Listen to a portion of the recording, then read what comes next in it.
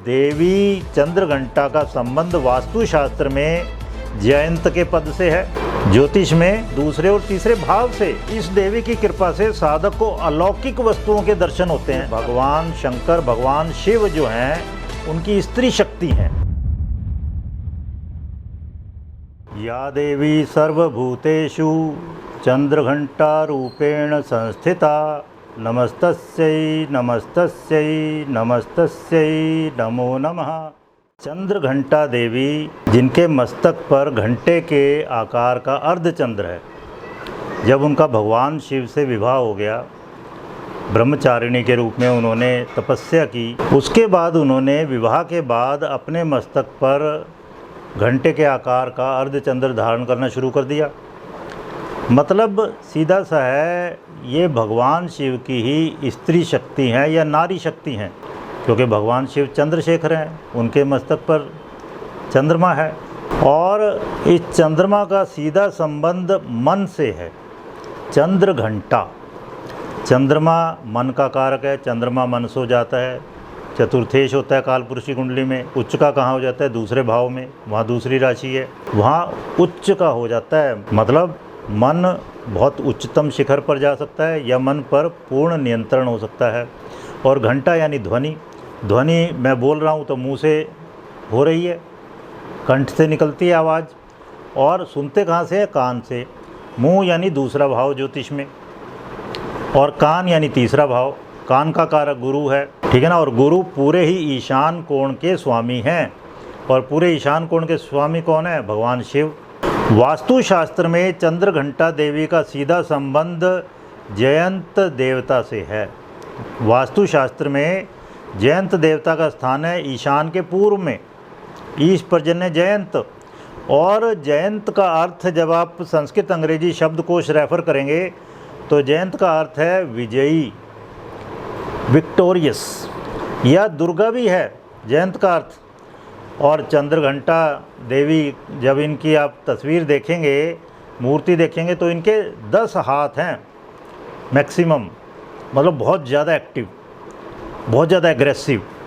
उनका जब आप मंत्र पढ़ते हैं, पिंडज प्रवरारूढ़ा चंडकोपास्त्र कही युता प्रसादम तनुते मय्याम चंद्रघंटेति विश्रुता। क्या कहा है? हे देवी चंद्रघंटा, जो बाघ पर सवार हैं, जो बहुत एग्रेसिव होता है पहले तो प्राणी, शत्रुओं पर क्रोध करती हैं। दूसरा भाव और तीसरा भाव वहीं से देखा जाता है। 10 हाथों में अनेक शस्त्र धारण करती हैं, मतलब ये बहुत एग्रेसिव रूप है देवी का। जयंत का पद साहस प्रदान करता है, सफलता सुनिश्चित करता है। तो सीधा सा मतलब है, देखो वास्तुशास्त्र में जो जयंत का पद है वही देवी चंद्रघंटा हैं, वही उमा पार्वती का एग्रेसिव रूप है, आक्रामक रूप। 10 हाथ, कितनी ज़्यादा एक्टिव हो गई। और फिर जो भगवती का तीसरा रूप है ना, ये चंद्रघंटा, यहाँ जीव की वाणी प्रकट होती है। और वाणी अल्टीमेटली क्या है? जब मैं बोल रहा हूँ, मेरी वाणी वैखरी कहलाएगी जब आप इसको अच्छे से सुन सकें। जो मैं कहना चाहता हूँ वो आप तक अच्छे से पहुंच जाए, आपको स्पष्ट सुनाई दे और आप इसको समझ भी जाएं। लग्नेश तीसरे में या लग्नेश दूसरे में, तो ऐसे व्यक्ति की वाणी ऐसी होगी, वो मीडिएटर का काम कर सकता है, वो आर्बिट्रेटर का काम कर सकता है, वो आसानी से अपने शब्दों को, अपने मंतव्य को दूसरे तक पहुंचा सकता है। ये मतलब हुआ। और मज़ेदार चीज़ एक है, जो जयंत हैं, जयंत के पद से देखा जाता है वास्तु पुरुष का दायां कान, और कान सुनने के काम आता है, ठीक है। तो ये वो ऑर्गन है सीधा। तो देवी चंद्रघंटा, इनका सीधा संबंध मन जनित देवी हैं। पहली बात तो चंद्रमा यानी मन, चंद्रमा उच्च का हो जाता है दूसरे भाव में, और घंटा यानी ध्वनि, वो तीसरे भाव से संबंध है। और ये मान्यता है कि देवी चंद्रघंटा का जो ग्रह है, जो इनको शासित करता है ग्रह, वो है शुक्र।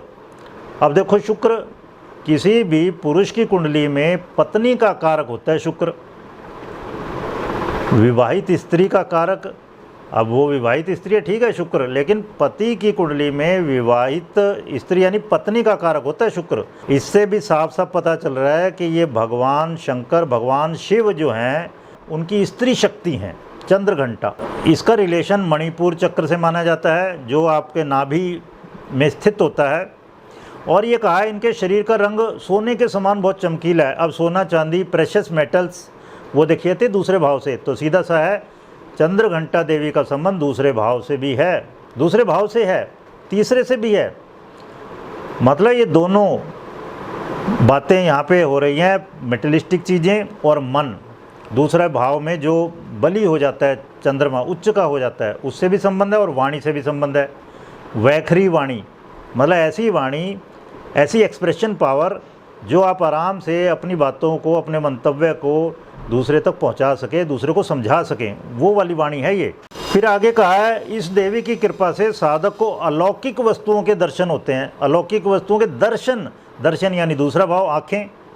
फिर क्या कहा है दिव्य सुगंधियों का अनुभव होता है। सुगंधि कहाँ से लोगे? नाक से, वो भी क्या है दूसरे भाव में है नाक। और कई तरह की ध्वनियाँ सुनाई देने लग जाती हैं। ध्वनि कहाँ से सुनोगे? कान से। कान कौन सा है? तीसरा भाव।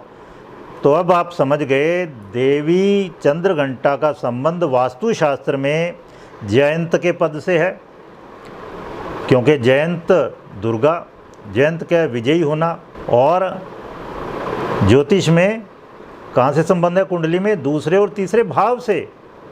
ओम देवी चंद्रघंटायै नमः।